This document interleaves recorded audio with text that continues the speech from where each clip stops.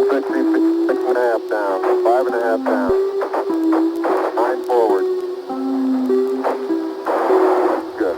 A Shop for Killers. Episode 2 begins with Min-hai driving up to Jinman's house and sending drones towards it.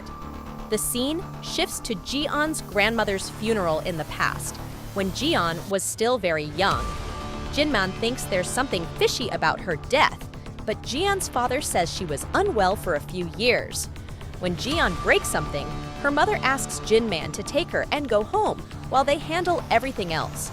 After they leave, the sniper who was attacking Ji-on comes to pay his respects. He claims to be an old friend of Jinman's, but there is a sinister vibe about him. Back home, Ji-on can't sleep and asks Jinman about death. He's watching a nature documentary where hyenas attack a lion and tells Ji-on that death isn't something to be afraid of. Only the weak bark while the strong stay quiet. Jinman then gets a call on his burner phone. He answers and then tells Ji-an he has to go to the funeral hall and she'll be home alone. Jinman's friend will come to get her, but she should only open the door if he is able to solve a riddle. She chooses a riddle about a horse, and he leaves, telling her he'll be right back.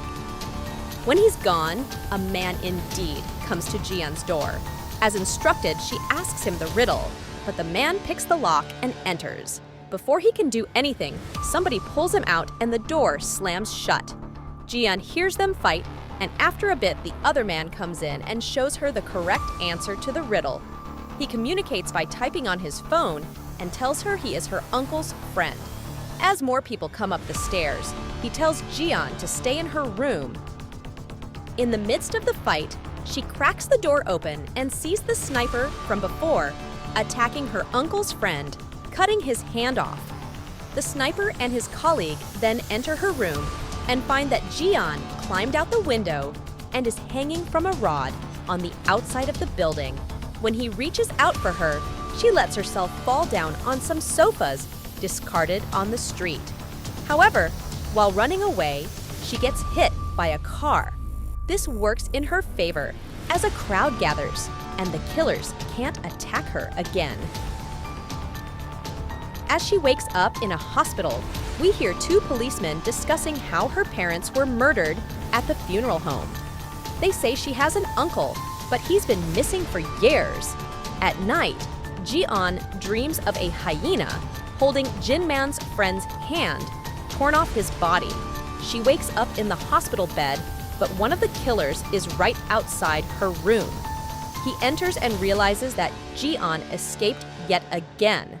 She runs all the way to the morgue and crawls inside one of the morgue's drawers, hiding alongside the body, which turns out to be her own mother's. The killer is about to find her when somebody else opens the morgue's door.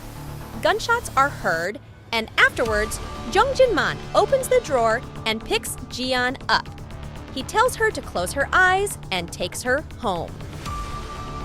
1 month later, Ji-on and her uncle drive towards the countryside. They reach the house that we saw in the first episode. When Ji-on trips and falls, Jinman tells her that he can't be a parent to her, like her mother and father. She picks herself up. While Ji-on is sleeping, Jinman recalls how he was told that she has aphasia with dissociative amnesia. He's clearly worried and blames himself, even slapping himself across the face as penance. At school, a teacher tells Jinman that Ji-on is being bullied for not being able to speak. When a boy makes a crass statement about her parents, she throws a chair at him. One day, she even walks home in the rain. Jinman drives up to her on the road, but she doesn't get it. He lingers for a while and then drives away. Naturally, she falls sick. Over time, she learns to get her own food and begins communicating with Jinman through post-its. At school, Jinman tells the teacher she'll have to overcome her aphasia on her own. Once, 3 boys lock Ji-on inside a basement storeroom at school. As night falls, she once again sees the hyena holding the man's cut-off hand. As she keeps hitting the locked door, she finally speaks and calls out her uncle's name. Jin Man arrives and opens the door, and Jian finally lets out what she was holding in. She screams, asking him why he didn't come right back as he promised that day. Why was he late? He apologizes to her.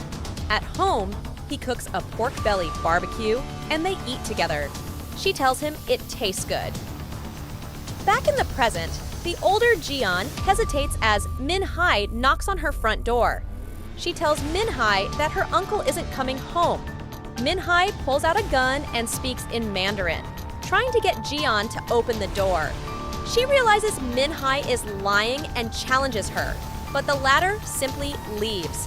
Jian gets another text message from someone who says he is going to kill her. Jungmin then calls Jian inside and shows her that he's hacked into the website's operator's account. The website's rules say that authorized members need codes to buy products. There are 4 codes. Code red is for people who kill people.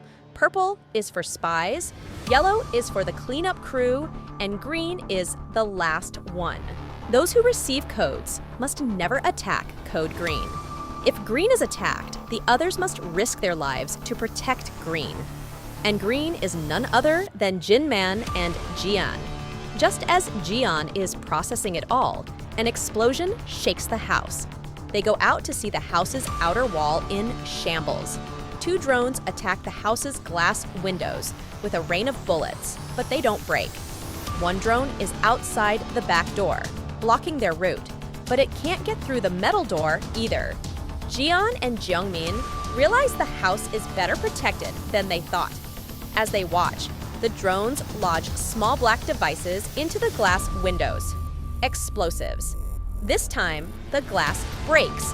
Jian runs into her room, while Jungmin enters another one with the bulletproof metal cupboards.